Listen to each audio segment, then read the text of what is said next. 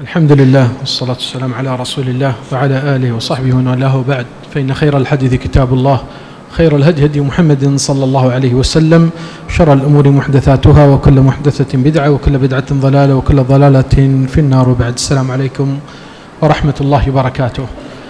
اللہ سبحانہ وتعالی برکت دے آپ کے بیٹھوں کو اور شیخ کے آمد کو اور قبول کرے اس علمی مجلس کو جس سے اللہ سبحانہ وتعالی راضی ہو جائے آپ سے اور ہم سے، اور گناہوں کی مغفرت کے ساتھ اس مجلس کا اختتام اب ہمارا سب کا ہو. دو تین نکات ہے جو موضوع سے تعلق رکھتے ہیں. پہلی چیز، ایک شبہت بہت زیادہ لوگوں کے پاس موجود ہوتی ہے، یہ شبہت کا ازالہ کرنا ضروری ہے. وہ یہ ہے کہ جواب تقریباً بات تفصیلی آئی تھی، مگر یہ نقطہ خاص طور سے بہت ذہنوں میں شیطان ڈالتا ہے کہ بھائی جب اللہ تعالیٰ خود فرماتے ہیں قرآن مجید میں یہدی من یشاء ویضل من یشاء، اللہ جسے چاہے ہدایت دیتا ہے، جسے چاہے گمراہ کرتا ہے، تو اللہ نے جس کو ہدایت دیا جنتی بنا دیا، جس کو گمراہ کیا جہنم بنا دیا. یہ تو سراسر ظلم ہے، اور اللہ کے لیے ظلم کی صفت لائق و زیبا نہیں ہو سکتی. یہ شبہت بہت لوگوں کے ساتھ آتی ہے اور اس کو بہانہ بناتے ہیں. اور دوسرا نقطہ کہ یہاں پر آپ کے سامنے مدلل آیات آئے ہیں، مگر اس کے اندر ایک خلاصہ، یہ شبہ ذہن میں نہیں رہنا، نہیں تو شیطان اس کے اوپر بہت کھیل بنا کر انسان کو نیک صالح عمل سے محروم اور دور اور سست کر دیتا ہے کہ فائدہ کیا ہے عمل کا. یہ آیت جو اللہ سبحانہ وتعالی من یرید اللہ ان یہدیہ یشرح صدرہ للاسلام، اللہ جسے چاہتا ہے اس کو سینہ کھول دیتا ہے اسلام کے لیے، اور جسے چاہا ومن یشاء یضلہ یجعل صدرہ ضیقا حرجا کأنما یصعد فی السماء، اور جس کو گمراہ کرنا چاہتا ہے اس کا سینہ تنگ ہو جاتا ہے، یہ چیز کو قبول نہیں کر سکتا، جیسا کہ کوئی آسمان میں چڑھتا ہے تو آکسیجن کم ہوتا ہے، دم چڑھتا ہے. یہ شبہت کا زوال ہونا ضروری ہے، اور یہ طریقہ بہت امپورٹنٹ ہے. پہلی چیز، ہدایت کے اندر میں یہ مسئلے کو تھوڑا اور کمپلیکیٹڈ کر کے اس کے بعد اس کا خلاصہ دیتا ہوں. کمپلیکیٹڈ کیسا؟ قرآن مجید کے دو آیتیں آپ کے سامنے رکھتا ہوں. پہلی آیت میں اللہ سبحانہ وتعالی جو فرمائے، شیخ بھی پڑھے تھے، انک لا تہدی من احببت، اے محمد صلی اللہ علیہ وسلم آپ کے پاس ہدایت کے اختیار نہیں ہے، ولکن اللہ یہدی من یشاء، مگر اللہ جس کو چاہے ہدایت دیتا ہے. دوسری آیت اس کے دوسرے طرف سے آپ دیکھ سکتے ہیں، اللہ سبحانہ وتعالی لام توکید کے ساتھ کہتے ہیں وَإِنَّكَ لَتَهْدِي إِلَى صِرَاطٍ مُسْتَقِيمٍ صِرَاطِ اللَّهِ الْعَزِيزِ الْحَمِيدِ، اے محمد صلی اللہ علیہ وسلم بے شک آپ ہدایت دیتے ہیں صراط مستقیم کی، جو اللہ کا راستہ ہے. تو یہ آیتوں میں بھی ایسا دکھتا کہ بھائی اللہ تعالیٰ کبھی بول رہے ہیں ہدایت آپ کی نہیں ہے، پھر بول رہے ہیں بے شک آپ ہی ہدایت دیتے ہیں. تو یہ کنفیوژن، ڈاؤٹ کو ختم کرنے کے لیے آپ لوگ کو خلاصہ دو چیز سے سمجھنا ہے. پہلی چیز کہ ہدایت جیسا شیخ نے بتایا، ایک ہدایت ارشاد اور دلالت ہے، یعنی کہ روٹ میپ، یعنی کہ نقشے پہ راستہ بتانا، اتارنا. آپ باہر روڈ پہ، مین روڈ پہ ہے، کسی کو پوچھ رہے ہیں بھائی مسجد صفہ کہاں ہے، تو ایک شخص وہاں ٹھہر کر بولا بھائی صاحب آپ سیدھا اندر جائیے، پھر رائٹ لیجئے، پھر لیفٹ سیدھا جا کر، پھر آخری میں بھی رائٹ، پھر لیفٹ پہ آپ کو مسجد مل جائے گی. یہ راستہ بتانے والے کا احسان ہے نہیں ہے آپ پر؟ احسان ہے، راستہ صحیح بتایا. اور پھر جب آپ وہاں سے نکل کے اس طرف آ رہے تھے مگر آپ بے چین ہو رہے تھے، کہیں گلی غلط ہو جائیں گی، کہیں ٹرن غلط ہو جاؤں گا، تو دوسرے صاحب وہاں پر سن لی آپ کی گفتگو اور وہ خود یہیں آنے والے تھے، تو اس نے آپ کا ہاتھ پکڑ کر لے کر آئے مسجد کے دروازے کے سامنے ٹھہرا کے بولا دیکھو یہی ہے مسجد صفہ. کس کا احسان زیادہ ہے، پہلے والے کا یا دوسرے والے کا؟ دوسرے والے کا. دروازے تک، مسجد تک پہنچا دیا ڈائریکٹ.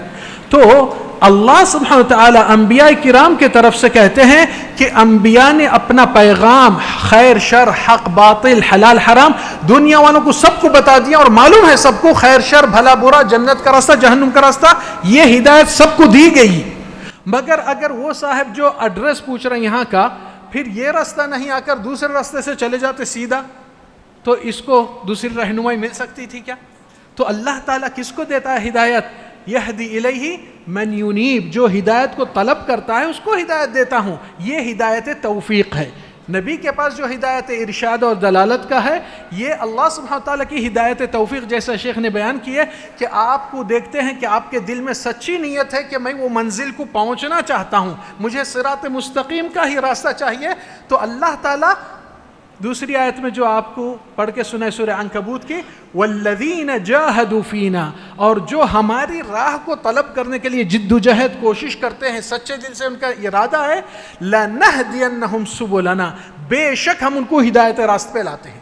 تو یہدی من یشاء، اللہ جس کو ہدایت دیتا ہے وہ بھی تفصیل ہے، جس کو ہدایت چاہتا ہے وہ رستے پہ آتا ہے تو اس کو اللہ توفیق دے دیتا ہے کہ منزل تک پہنچانے کی، مگر جس کو ہدایت کا راستہ مل گیا پھر دوسرے راستے پہ چلے جاتا ہے وہ محروم رہتا ہے، اللہ اس کو گمراہ کر دیتا ہے، جیسا کہ اس نے اپنے دل سے ہی ہدایت کو ایکسیپٹ اور قبول ہی نہیں کیا۔ تو یہ شبہت کلیئر ہو گئی نا انشاءاللہ، یہ سمجھ میں آنا، کیونکہ شیطان ہی ڈالتا رہتا ہے، یہ بہت ڈینجر مسئلہ ہے۔ دوسری بات کہ ایک چیز ہے جو عمل صالح کے اندر آپ کے اور ہمارے لیے اللہ سبحانہ وتعالی جو رکھا ہے، عمل صالح کلک کرنا، نیک صالح عمل کرنا، اللہ کی توحید لانے کے بعد، اس کے بعد کچھ آفت اور بیماری جو شیخ نے سرسری طور پر ذکر بھی کیے ہیں، وہ ہے اپنے نفس کے خواہشات کی پرستی، اس کو ایک معبود بنا دیتے ہیں لوگ۔ اللہ تعالیٰ سورہ فرقان میں فرمائے أَرَأَيْتَ مَنِ اتَّخَذَ إِلَٰهَهُ هَوَاهُ أَفَأَنْتَ تَكُونُ عَلَيْهِ وَكِيلًا أَمْ تَحْسَبُ أَنَّ أَكْثَرَهُمْ يَسْمَعُونَ أَوْ يَعْقِلُونَ إِنْ هُمْ إِلَّا كَالْأَنْعَامِ بَلْ هُمْ أَضَلُّ سَبِيلًا۔ اے محمد صلی اللہ علیہ وسلم، کیا آپ نے ان لوگ کا حال دیکھا ہے، جانا ہے، جن لوگ نے اپنا معبود ان کی خواہش، موڈ میں آئے تو کریں گے، موڈ میں آئے تو چھوڑیں گے، مزاج اور کیف اپنا بنا ہوا ہے، تو یہ بندے اللہ کی بندگی نہیں کر رہے، یہ اپنے خواہشات کو اپنا معبود بنائے۔ تو اللہ کے نبی صلی اللہ علیہ وسلم سے اللہ تعالیٰ کہتے ہیں کیا ایسے ان کی وکالت آپ دے سکیں گے، بچا سکتے ہیں؟ کیا سمجھتے ہیں ایسے لوگ کو؟ آپ کو معلوم، دنیا والوں کی تعریف اور دنیا والوں کی خوشامد سے دھوکہ مت کھائیے۔ آپ رستے میں چلتے پھرتے گائے، بیل، بھینس، کتا، بلی دیکھتے ہیں نا، اس کو آپ کیا ویلیو دیتے؟ یہ اللہ کی نظر میں اللہ تعالیٰ فرمائے اولئک کالانعام بل ہم اضل سبیلا، یہ اللہ کی نظر میں چوپایوں سے بھی گئے گزرے بلکہ اس سے زیادہ گمراہ۔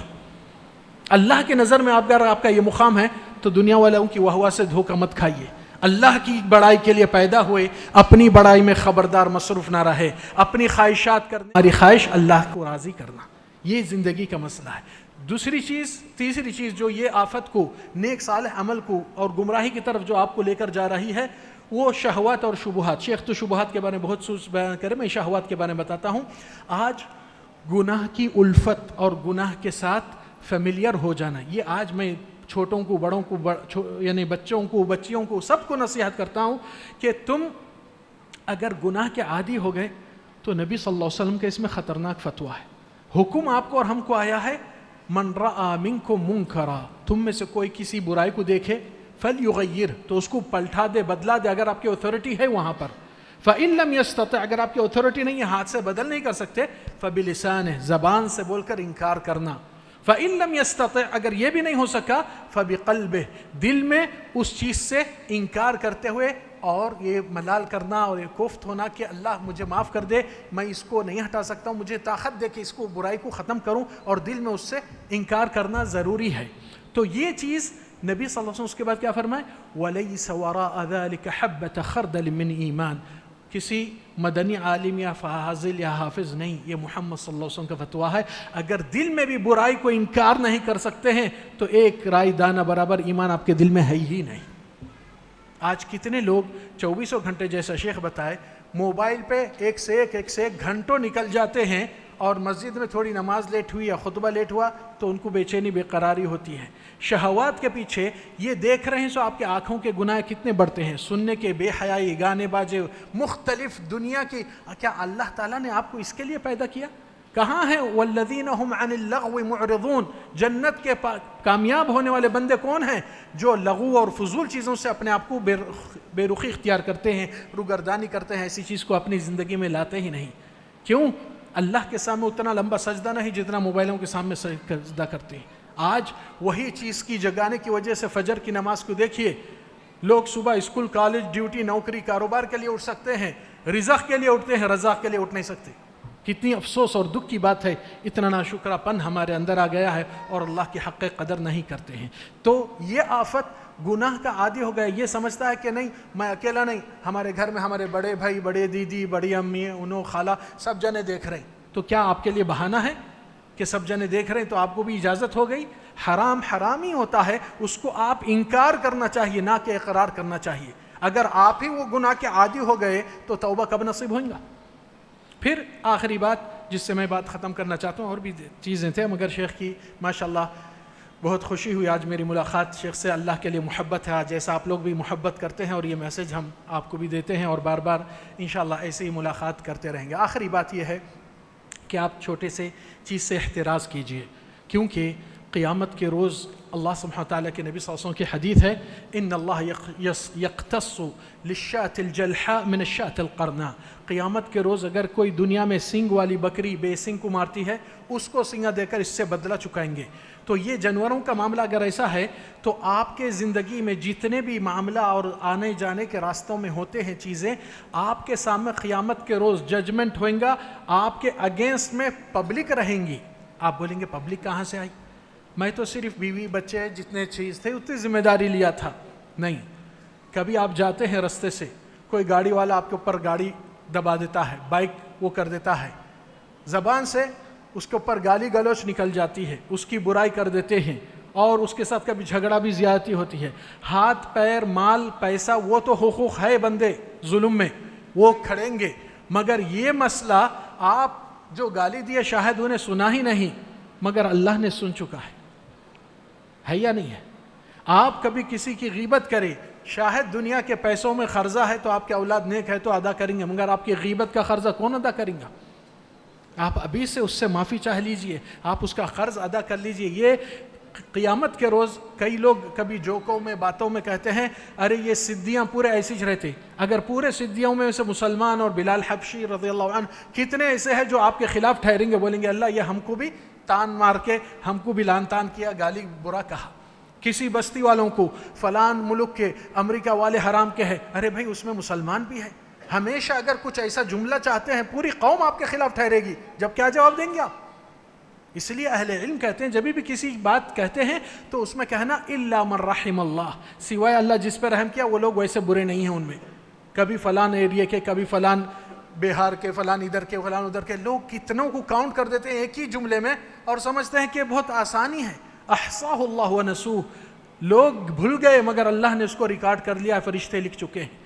تو یہاں پر آپ کو اگر اس سے بچنا ہے تو ایک چھوٹی سی دعا بتاتا ہوں، اس کے بعد میری بات ختم کروں گا کہ آپ دعا میں یہ شامل کیجئے، رب اغفر لی، اے اللہ میری مغفرت فرما، ولی والدی، میرے والدین کی بھی، ولمن لہ حق علی، اور جس کا بھی حق مجھ پر بنتا ہے اس کو بھی معاف کر دے، تاکہ میں انجانے میں تھا، میں جانتا ہوں نہیں مگر اس کو بھی تو معاف کر کے اس کے لیے مغفرت طلب کر دیجئے تاکہ ایک چھٹکارا آزادی آپ کو مل جائے۔ آخر میں اللہ سبحانہ وتعالیٰ کا شکر گزاری کے بعد مسجد صفا کے ذمہ داروں کو بہت تہہ دل سے مبارکباد دیتا ہوں کہ ایسے ہی پروگرام اور ایسے ہی کاموں کو انجام دے کر اور حاضرین مجلس جو اپنا قیمتی وقت لے کر آئے ہیں، اور شیخ استاد ابو زید ضمیر جزاہ اللہ خیر جو اتنی دور دراز سے سفر کر کے آئے، اللہ تعالیٰ آپ کے اور ہمارے عمل میں توفیق دے، کہنے سے زیادہ کرنے کی توفیق عطا فرما۔ صلی اللہ علیہ وسلم وبارک علی نبینا محمد وعلی آلہ وصحبہ وسلم۔